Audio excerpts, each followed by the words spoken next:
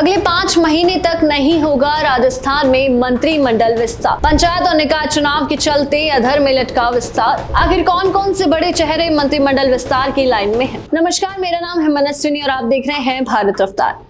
राजस्थान की सियासत में एक सवाल पिछले कई महीनों से हवा में तैर रहा है कि आखिर मंत्रिमंडल विस्तार कब होगा। और अब अंदर की खबरें ये कह रही है कि अगले 5 महीने तक कोई विस्तार नहीं किया जाएगा। जी हाँ, 5 महीने यानी अभी जो मंत्री है वही कुर्सियों पर जमे रहेंगे और जो लाइन में खड़े हैं वो लाइन में ही खड़े रहेंगे। उन्हें और इंतजार करना होगा। लेकिन इस वेटिंग लिस्ट के पीछे की राजनीति क्या है, ये हम आपको इस वीडियो में बताएंगे, तो अंत तक जरूर देखें।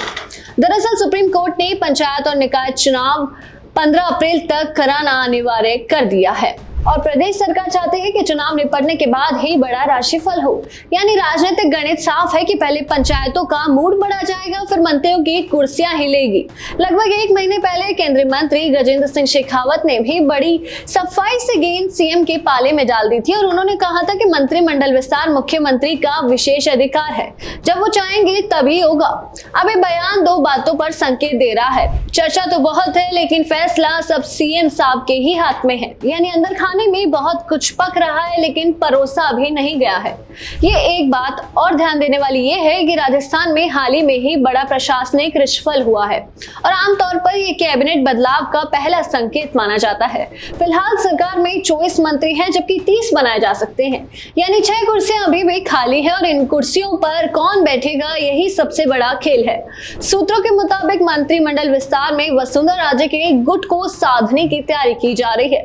वजह साफ है कि पार्टी चाहती है कि संगठन और क्षेत्रीय संतुलन बिगड़े नहीं। अब राजे के गुट को लोगों को सीधे नजरअंदाज करना भी आसान नहीं है, इसलिए कुछ चेहरों को मंत्रिमंडल विस्तार में जगह मिलने की पूरी संभावना है। सूत्रों की बात करें तो कई मंत्रियों का कामकाज सीएम ऑफिस की रडार पर है। मंत्रियों के काम का रिपोर्ट कार्ड तैयार हो रहा है और जिनकी परफॉर्मेंस ढीली मिली उनकी सीधी छुट्टी होनी भी तय मानी जा रही है। हालांकि राजस्थान की राजनीति में ये पहला मौका नहीं होगा। यहाँ गद्दी भी हिलती है और विभाग भी उड़ते हैं।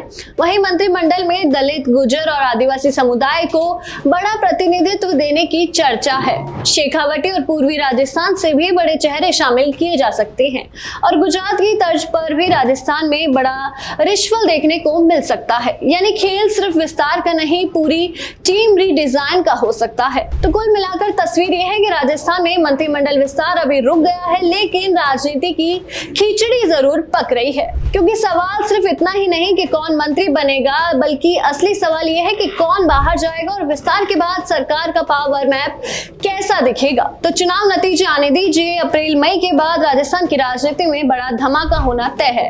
आपको क्या लगता है कि मंत्रिमंडल विस्तार में किसकी कुर्सी हिलेगी? हमें कमेंट सेक्शन में जरूर बताएं और ऐसी ही तमाम खबरें और अपडेट्स के लिए जुड़े रहिए भारत रफ्तार के साथ। धन्यवाद।